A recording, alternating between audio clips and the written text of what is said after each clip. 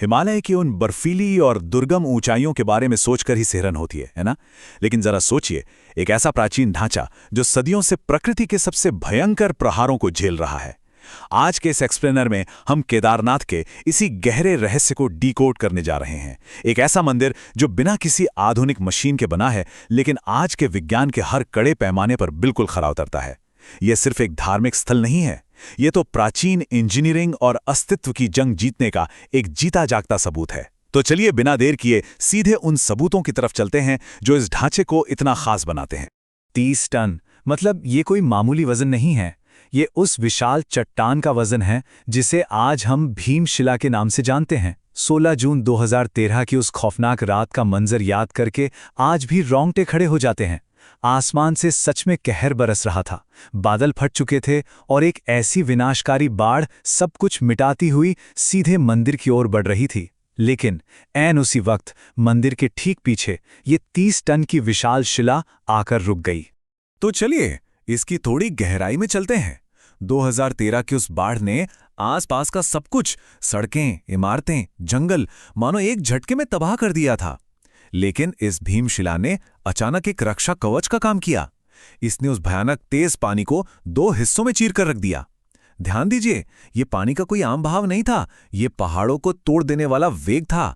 लेकिन इस एक चट्टान ने उसे मात दे दी। नतीजा ये हुआ कि पानी मंदिर के दोनों किनारों से होकर निकल गया और मुख्य ढांचा बिल्कुल सुरक्षित रहा। मतलब इसे सिर्फ एक चमत्कार कह देना काफी नहीं होगा, ये इस बात का बहुत बड़ा सबूत है कि इस जगह का चुनाव और इसकी नींव कितनी ज्यादा सॉलिड है। और जब इस जगह की बात आती है ना, तो ये नंबर दिमाग में सबसे पहले आता है 3583 मीटर। जी हां, ये समुद्र तल से केदारनाथ मंदिर की ऊंचाई है। जरा सोचिए, ये हिमालय का वातावरण बेहद चरम, एकदम जमा देने वाला और सच कहें तो काफी हद तक इंसानों के लिए शत्रुतापूर्ण है। इस ऊंचाई पर ऑक्सीजन इतनी कम होती है कि सांस लेना भी एक टास्क बन जाता है। ऐसी हाड़ कंपा देने वाली ठंड और दुर्गम रास्तों के बीच कोई साधारण इमारत खड़ी करना तो दूर की बात है, वहां उसका टिके रहना ही अपने आप में किसी अजूबे से कम नहीं है। अब यहां एक बहुत ही दिलचस्प बहस सामने आती है, मंदिर की असली उम्र आखिर है क्या? देखिए, इस पर 2 बिल्कुल अलग नजरिए हैं। एक तरफ हमारी आधुनिक वैज्ञानिक तकनीकें हैं, जैसे ASI की कार्बन डेटिंग, जो बताती है कि यह ढांचा करीब 1200 से 1500 साल पुराना है। लेकिन यहां एक पेच है।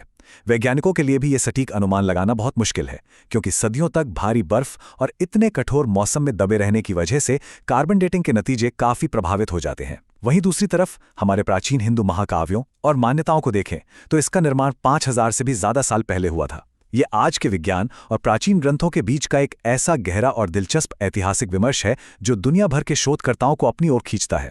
तो आखिर इस जगह की शुरुआत कैसे हुई? महाभारत की कथाओं के पन्ने पलटें तो कहानी कुछ यूं है कि महायुद्ध के बाद पांडव अपने पापों से मुक्ति पाने के लिए भगवान शिव को खोजते हुए इन पहाड़ियों में आए थे। लेकिन शिव जी उनसे मिलना नहीं चाहते थे, इसलिए उन्होंने एक बैल का रूप लिया और धरती में समाने लगे। जब भीम ने उन्हें रोकने की कोशिश की तो उस बैल का कुबड़ बाहर ही रह गया। और दिलचस्प बात यह है कि यही पवित्र कुबड़ आज केदारनाथ के त्रिकोणीय शिवलिंग के रूप में पूजा जाता है। ये कहानी इस पूरी जगह को एक असीमित और बहुत ही गहरा धार्मिक महत्व देती है। हालांकि अगर हम ऐतिहासिक दस्तावेजों को खंगालें तो एक और ही परत खुलकर सामने आती है। बात है 8वीं शताब्दी की, जब भारत के महान विद्वान आदि शंकराचार्य जी ने इस पूरे हिमालयी इलाके का दौरा किया था। उन्होंने न सिर्फ इस मंदिर के ढांचे का जीर्णोद्धार यानी रेनोवेशन करवाया, बल्कि पूजा पाठ के वो सारे तरीके और नियम भी तय किए जिनका पालन आज तक किया जा रहा है।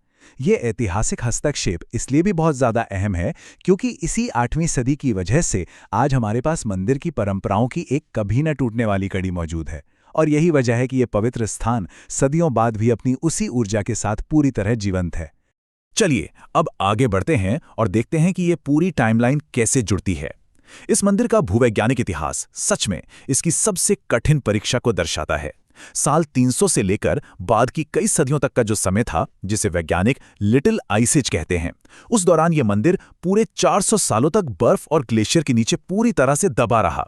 और फिर 2013 की वो प्रलयंकारी बाढ़, इन भयंकर पर्यावरणीय झटकों ने इस मंदिर को सच में एक अल्टीमेट सर्वाइवर साबित कर दिया है।